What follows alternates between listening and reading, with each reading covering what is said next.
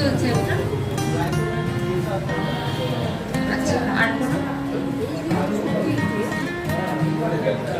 Fat আছে? ইউরিলিক কি চলছে ওষুধ? আচ্ছা ঠিক আছে। ফ্রেশ।